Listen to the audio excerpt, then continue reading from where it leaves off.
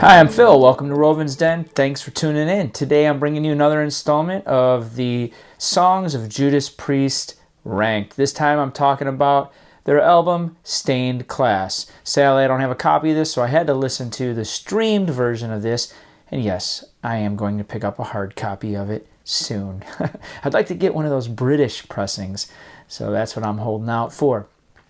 This album, a great album that features the lineup we all love and know. It is Rob Halford on vocals, of course, KK Downing and Glenn Tipton on guitars, Ian Hill on the bass, and this time we have Les Binks on the drums. 43 minutes 40 seconds for this album. Fantastic album. Was released in 1978 and does not let down. It's a very highly ranked album in my opinion. I'm going to be ranking these 9 songs, these 9 tracks, starting at the bottom. And again, this is my rankings, and I would love to see what you guys would rank them. So leave those in the comments down below so that I can be aware of what else is out there regarding likes and dislikes. It's funny because a lot of times, I'm sure you're in the same boat. I'll listen to an album and then realize, it's not quite what I remember. I've changed it. I've come to appreciate different songs for different reasons. And a lot of times it might be the riff and the mood you're in. It might be the lyrics, and something happens in your life that makes certain songs resonate more than others than they used to. All right, coming in at number 9, I have the 5th track of that first side. This is Invader. Comes in at 4:10. It has like a very sci-fi, like UFO-y type, not the band UFO, but like unidentified flying object from those 50s movies type of sound effect. But other than that, I gave it a 3 out of 5. A pretty generic song for me. Not something that I would put on their greatest hits album, so to speak. So pretty forgettable in my book. Coming in at number 8, second track of that second side, and that would be Savage. 3:27. It's nice to hear Judas Priest sounding like Judas Priest. However, not all their songs, to me, are home runs, and this is one of them. This is another basic song for me, just a generic basic rocker. Not horrible, but nothing to, say, you gotta listen to Priest for this song alone. And that's where I'd put this.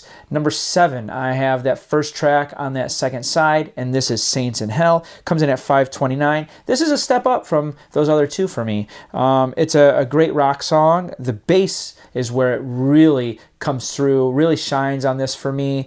It was something that I said, Ian Hill is definitely a competent bass player. And of course, you couple that with Halford's vocals on this, and man, what a song. The only thing that kept it from being higher for me is that it's pretty, it becomes the same. It's very lack of variety in the song, which is unfortunate when it's a 5.5 minute song. So the next one coming in at number 6 for me is the first track that opens up the whole album on that first side. That is Exciter, Exciter. It's 5:33 again. Or not again, but 5.5 minutes. It is a fast, shrill song. The vocals and the solo are just, oh my goodness. If you don't know what you're getting into when you listen to this song by listening to Judas Priest, you need to have something checked, because this song, they just hit those levels, and it was just too much for me on this one, especially when you compare it to the songs that followed. Coming in at number 5, I have Hero's End. It's the 4th song on that second side, and it is the closer. It's a 5-minute song. Good ending for the album. This was the one where I said, they picked right the order here. This is a well done. The solo, oh my goodness. Again, coming back to that, I've done it on my previous videos between Tipton and Downing, and this here, right here. You want to put this on to show your neighbor what those 2 guys are capable of. This is the one. The riffs, they're just absolutely rocking in your face, and the lead guitar chugs. So good, so stellar. And I had to reread what I wrote here. I wrote the drum fills. The drum fills, I said, are amazing.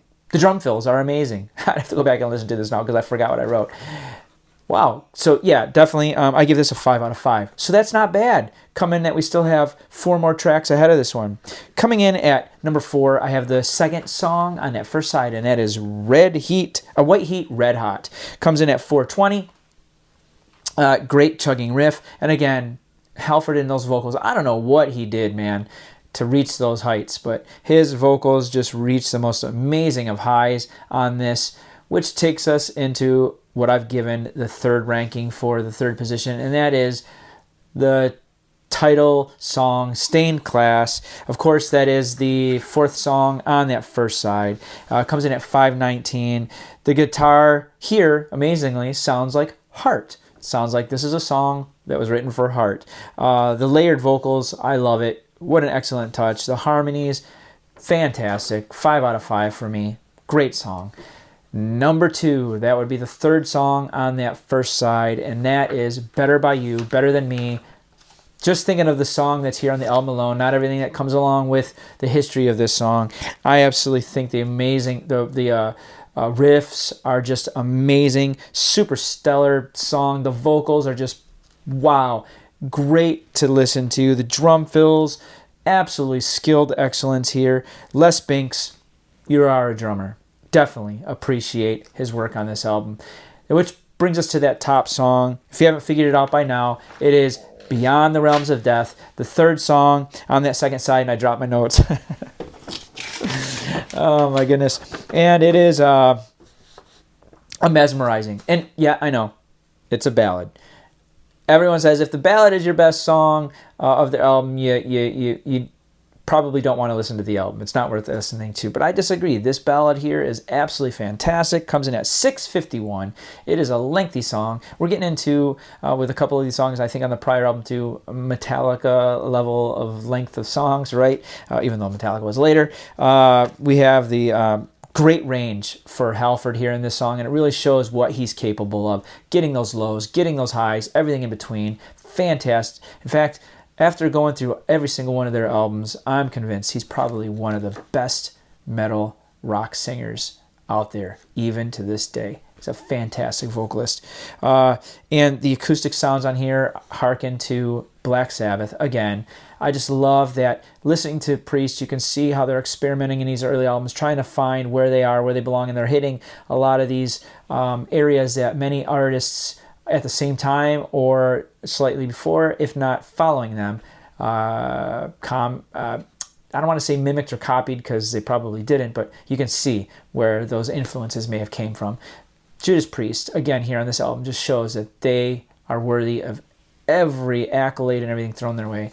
Highly recommended, and this album does not let down. Please let me know in your comments down below what you would rank, how you'd rank them, and if there's anything else you want me to know, please feel free to point it out. Thanks for tuning in this long. If you like and subscribe, if you like this video, please subscribe. Go ahead and hit that notification bell so that you don't miss out on the next one in this series and others like it. I do appreciate it, and I appreciate just giving me the opportunity to do something like this. Remember, there is magic in those grooves. I will see you next time.